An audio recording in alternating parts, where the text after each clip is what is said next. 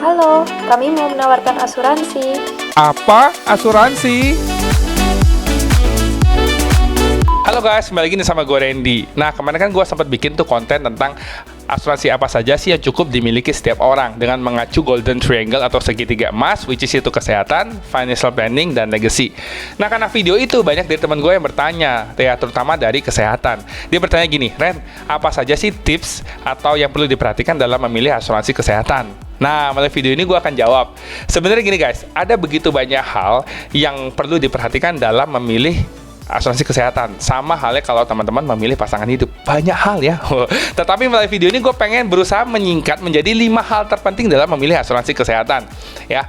Nah, tapi sebelum gue bahas 5 hal ini, pastikan teman-teman di sini membeli asuransi itu sesuai dengan kebutuhan teman-teman. Oke, yang pertama yang perlu diperhatikan adalah wilayah ya. Pastikan wilayah yang teman-teman pilih coverage-nya itu sesuai dengan kebutuhan. Misalkan teman-teman adalah keluarga yang cukup melakukan pengobatan di Indonesia, berarti cukup memilih asuransi yang coverage-nya di Indonesia saja, tidak perlu harus ke luar negeri. Nah, kalaupun teman-teman sekarang sebagai orang yang pengen atau berobat yang bisa dilakukan di Singapura, cukup membeli di Singapura.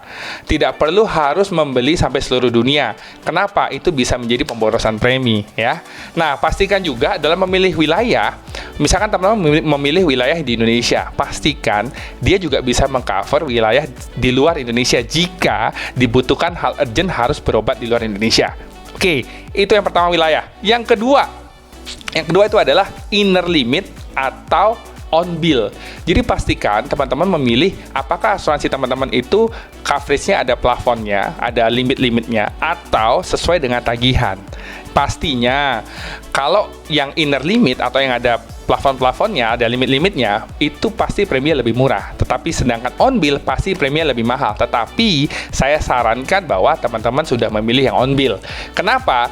Karena jika yang plafon itu teman-teman masuk rumah sakit sesuai dengan nominal. Jadi misalkan memilih yang 500.000, berarti teman-teman hanya boleh memilih kamar dengan harga 500.000.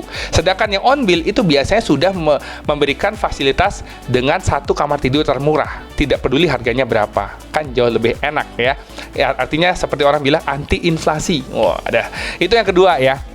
Nah, kalau yang ketiga itu adalah limit tahunan guys ya. Limit tahunan itu sangat penting. Jadi teman-teman pastikan limit tahunannya juga sesuai dengan kebutuhan teman-teman. Tidak usah terlalu tinggi, tidak usah juga terlalu kecil. Nah, tentunya limit tahunan ini kan bisa di-refresh setiap tahun.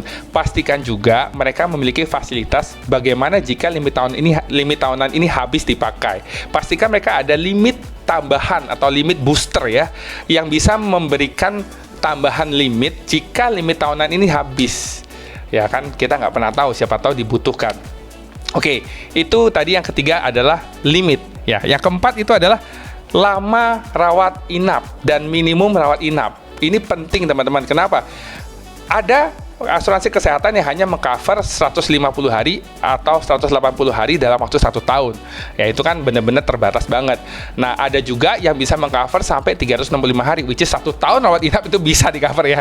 Ya, tapi nggak mungkin sih ya. Nah, jika dibutuhkan. Nah, pilihlah juga yang memang sesuai dengan kebutuhan teman-teman. Nah, di sini kan tadi maksimum limitnya sudah 365 hari. Ada juga minimumnya. Pastikan minimum dihitung rawat inap itu sebisa mungkin seminimal mungkin ya.